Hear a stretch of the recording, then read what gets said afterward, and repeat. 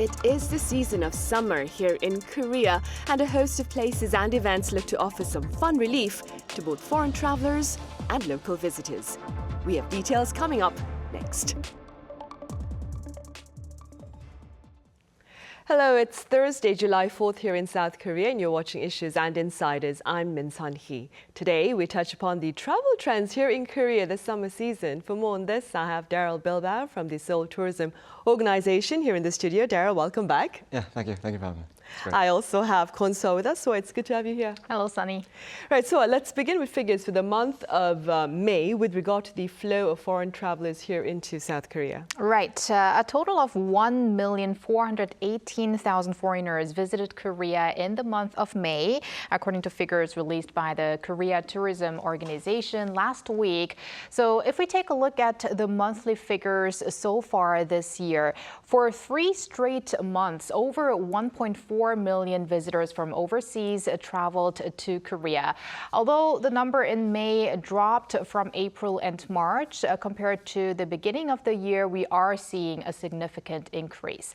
Also, compared to May last year, the number surged 63.5%, and it's also 95% of the level seen in the same month of 2019, so before the pandemic. Now, by country, some 395,000 visitors were from China in the month of May, followed by 278,000 from Japan. And that's a 79% and 97% recovery to pre-pandemic levels of the same month. What's especially notable is that with 123,000 and 117,000 visitors in May, respectively, the U.S. and Taiwan actually have surpassed the level of 2019 figures, with a rise in around 28 and 15%, respectively.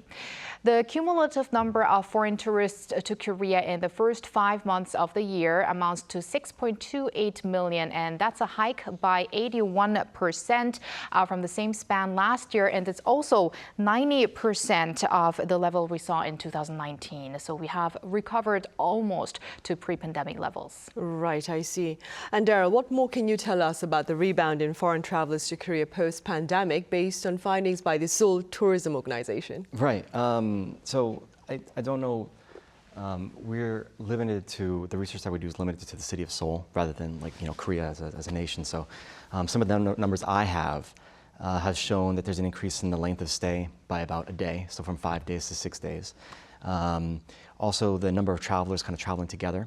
The top kind of number of travelers would be those traveling in twos at like 48%, and then those traveling solo is the next highest at 18%. Also, people are coming here. I think this has changed over the last few years. I'm not really sure why. Maybe the pandemic helped bring about a change, but people are coming here for a simple kind of rest and recreation. So they think Seoul's actually a fun place to hang out and be. So they want to come and explore and experience the city, experience the culture. So I think there's that change that has happened recently. And then when it comes to expenditure per capita, it's increased by about like 1 million won, from 1,800,000 to 2,800,000. That's just kind of rough figures. And among that, the top 2 age groups would be those in their 30s and those in their 40s. And top 2 nationalities would be Hong Kong and those from China. A couple other things we saw change were travelers coming from afar. So those coming from China or Japan and Southeast Asia are still more dominant, but there's been a decrease in those kind of Asian kind of travelers, and then there's been an increase in those coming from afar, from the States, from Europe. So that has been very notable. The last thing to point out is the number one reason people are choosing to come here to Seoul is to, they want to experience a local kind of side of Seoul and everything. So one of the things that they're finding and taking a lot of interest in is the food. So they want to kind of go around and experience what people are eating and where the cool hip places to go. And they're really breaking away from Myeongdong and Hongdae and stuff, and really kind of venturing back into where the more authentic kind of matchips or whatever might be hidden throughout the city. So I think those kind of changes are really positive transformation to see take place. Right, so there have been tangible changes in travel trends among foreign travelers here in the country then. Could you tell us a bit more about that then? Yeah, so like I just mentioned with the, there's been the increase in expenditure. that you can see very clearly. People are willing to spend more money because they think it's worth it while they're here. They're also making that shift towards the individual traveler. As I said before, they want to experience the local side of things. I think as a whole, people are really just trying to look for the local experience. They're trying to kind of get the most out of their local experience here by trying the food, by maybe taking part in some cultural programming. I think even when you look at some of the tourists coming over from China as well, they would kind of group together and come, and you see the large kind of buses and stuff going around the city and everything. But now it's like people are more willing to just kind of like take the buses and take the subway and see where it takes them and stuff. And even nowadays, you notice a lot more people kind of walking around in smaller groups, or just like solo travelers, or just like in 2s or 3s, and they're more willing to kind of experience what the city of Seoul has to offer. So I think in that process, we as the Seoul Tourism Organization really need to provide a solid mapping of how the city is laid out, because I think one of the problems that we do kind of run into is that people, they know what's there. They know, the Namsan Tower and Gyeongbokgung Palace and all that stuff, but they don't know, but they know something else is perhaps there in the background, but they don't know where to go. They don't know where it is. They don't know how to find it, how to get there. And I think providing that kind of mapping or infrastructure of the city is one of the big projects we have ahead as the Seoul Tourism Organization, to kind of provide some specific layout of how the city is, and then promote that to those kind of traveling over here, whether it's for the first time or whether they've been here multiple times. Right, That's whether it's for returning tourists. Yeah, exactly. Right. So I understand that Seoul, the capital city, has a new list of hotspots for foreign travelers, which is probably why Darryl is talking about the importance of having information out there to provide these foreign travelers with access to directions, perhaps, to these new hotspots. Could you tell us a bit about Sure. about them? First off, we are seeing a shift in the popularity of specific neighborhoods. Now, Sunny, we have mentioned this particular place a lot on this program when we spoke about tourism, and also when we spoke about the Seoul Fashion Week. Can you think which place? Yes, Seongsu-dong. So Seongsu district has been one of the top hotspots here in the capital, Seoul. And I myself also visit this place more frequently than in the past. So this goes for locals as well as foreigners. So according to some data that I found, the Seongsu area had, in the first 5 months of this year, visitors, 27.75 million visitors. And that's up by 64% from the same period in 2019. And especially, it's a 5-fold jump in foreign visitors. Also, card transactions surged close to 1,000% last year from 2019. So it's no wonder that famous global flagship stores and pop-up stores continuously emerge in the Seongsu area. In fact, an average of 40 to 50 new pop-up stores are popping up on a weekly basis. And other popular regions are Yeouido, and this since the Hyundai Seoul department store opened there, and Hannam-dong in Yongsan-gu district, which is also near Itaewon, a conventional hotspot. But also, speaking of Itaewon, the region, as well as Myeongdae and Myeongdong, that is, and Hongdae are still frequently visited places. Also, there is a must-go spot for foreigners visiting Korea, which has emerged as a landmark of the capital Seoul, the Dongdaemun Design Plaza, in short known as DDP. When the spaceship-like construction by renowned architect Zaha Hadid first opened in 2014, so 10 years ago, there were doubts about the venue, but now it has a cumulative number of visitors of over 100 million. As of late June, it was 100,027,000. And the DDP is a space for art and design. It organizes unique festivals, exhibitions, and fashion shows all year. Now, the annual Seoul Light Media Facade show that we also just saw in the footage has also gained immense popularity in the past years. Right. On a more personal level, Darryl, speaking as a foreign resident living here in the capital city, what places would you choose to recommend to foreign travelers? I think she really kind of like hit the nail on the head with when it comes to like the Hongdae area and the Seongsu area and stuff. That's where a lot of people are definitely going. Hannam-dong has become particularly hot. We actually did a recent campaign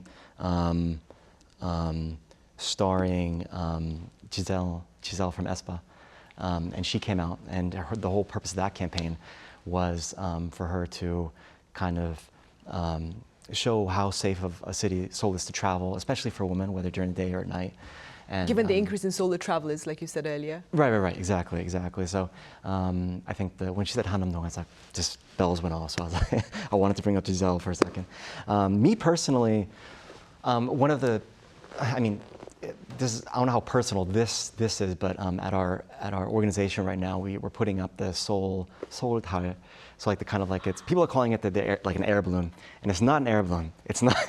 It's actually a helium gas balloon, and it's not traveling freely like you would see in some of the imagery in like Europe and all that stuff.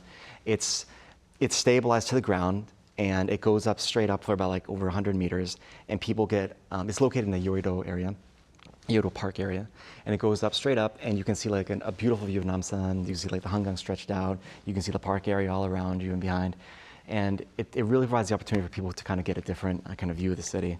That'll be starting to open to the public towards I think August or September, which is in trial runnings right now. I just want to quickly mention, Yeah. I actually was there when they did the test of the balloon. So I was like, I think this is the first time I see this balloon. Where did this suddenly come from? And Right. then I searched and saw it's this whole tile. Yeah. So like the official name, like we actually took a polling for it, like very quiet polling among some people, and are we going to call it Seoul Moon or Seoul Tile? And I think one of the best things to do is just kind of go with like the authentic Korean name, because that also kind of promotes the Korean language while also kind of promoting the original name of the actual project. So it's officially sold out in capital letters.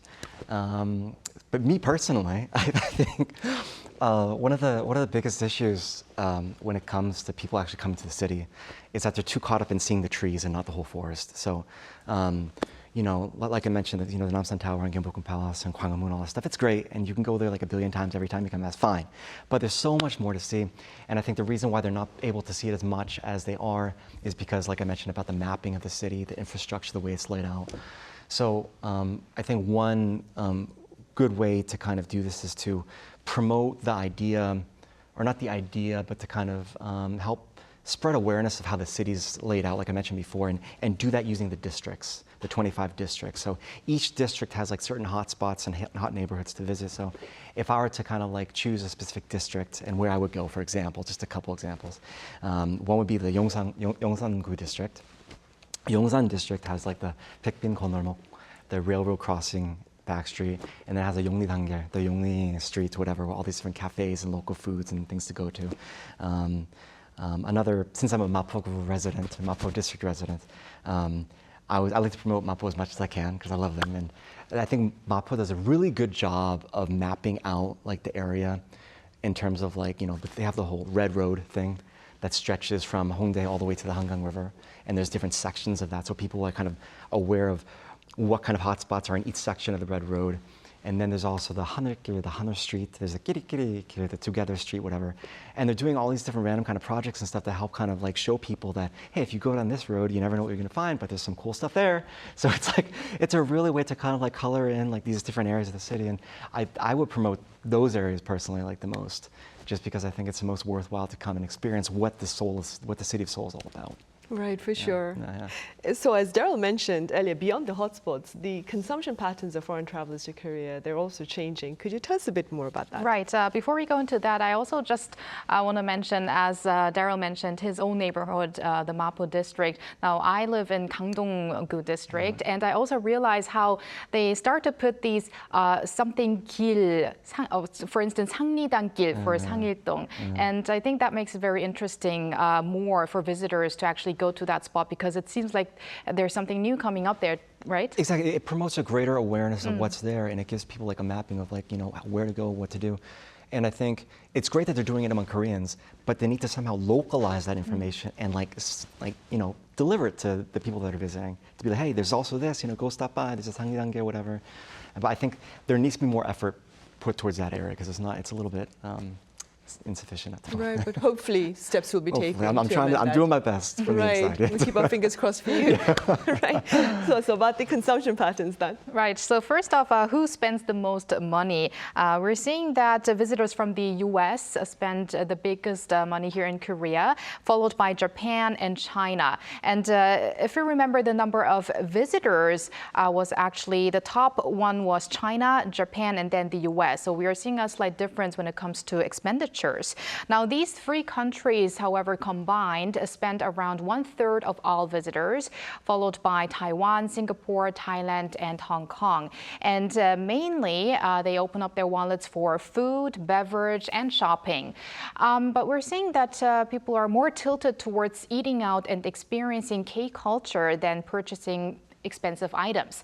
But there is also a difference in purchases by country. For instance, for people from the US, 21% spent their money for restaurants. So that was the top one expenditure category. And Asian countries are still more shopping oriented. Also, we're seeing a rise in the proportion of female millennials and Gen Z. So those in their 20s and 30s. So the younger generation tends to spend less, but they're more activity focused. Also, cost effectiveness plays a big role as well, with many young visitors going for road shops and indie brand shopping. And also, these free stores, I should say, are especially popular among young people. Oliveyoung, Daiso, and Musinsa. So these are some must-visit shopping destinations that are just as popular among young locals and foreigners alike. And this is because I think the younger generation, they're seeing a lot of information on social media. So they know what's trending among young Koreans. So these foreigners know where to go to get their cosmetics or day-to-day necessities as well as fashion items. And that is why we're seeing actually a decrease in people making visits to department stores or duty-free stores as well. Right, and keeping in mind these recent changes, Darryl, what campaign does the Seoul Tourism Organization have to perhaps further promote tourism here in the capital city? First of all, I really just want to say I'm really happy with some of the data that you're pulling up, because it reflects some of the directions and efforts that we're making. So it really helps what do we call that, kind of supporting each other, I guess, in a way. Synergy. Synergy, thank you, Jesus. Okay, thank you. So yes, it's great. Some of the stuff we have going, like I mentioned about Giselle from ESPA, we just finished the campaign with her in late June. And again, that was about kind of promoting kind of solo travel among women, young women, during the day or at night, and going to the local neighborhoods. She went to, focused around the Chumoro area, and the Hannamdong area, and I think it was, the Hwandong area as well.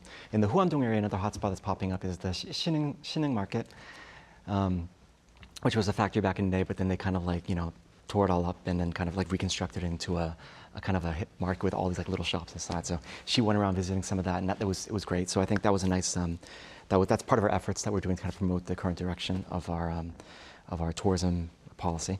Next thing we're doing, I think in August or September, is we're going to have another global campaign starring a big K-pop star. I can't really know who it is yet, but it's a very big name.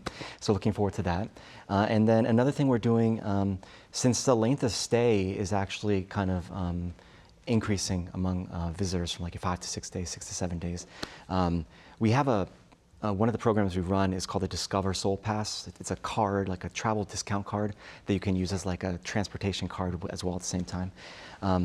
So the Discover Seoul Pass, we now released in a 120-hour version. It's like a 5-day version. So before we only had a 24, 48, and 72-hour versions, but we created a longer one for those that are here for the little bit long run. So they can just get 2 cards and they can better use their time more and economically as well. So we have those things going on currently at the moment. Yeah. Right, good to know. Yeah. Meanwhile, outside of the capital city, Soa, do share with us some of the other places that Korea could be quite fun for during the summer especially. Right. Summer is perfect to make visits to festivals. So that's why I'm going to introduce 3 of them outside of the capital. First off, in the southern city of Daegu, the 2024 Daegu Chimek Festival. It actually kicked off just yesterday. It runs from July 3rd until the 7th or Sunday at Duryu Park. And the slogan this year is "It's summer, let's chimek." Very simple. And chi stands for chicken, mek stands for mekju, the Korean word for beer. So it's chicken and beer. And Daegu is actually known as the so-called chimek sanctuary.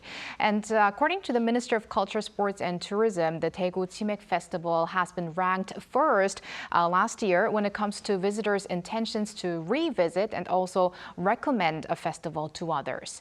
Now, one of the best ways to enjoy summer in Korea is having chicken and beer in one of the hottest places in South Korea, which is Daegu.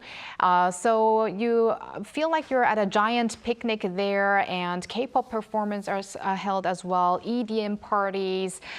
So that is one spot that is very popular. And another festival that's already attracting hundreds of thousands of people from all over the country and the world is the Boryong Mud Festival. That is also held annually. This year marks the 27th.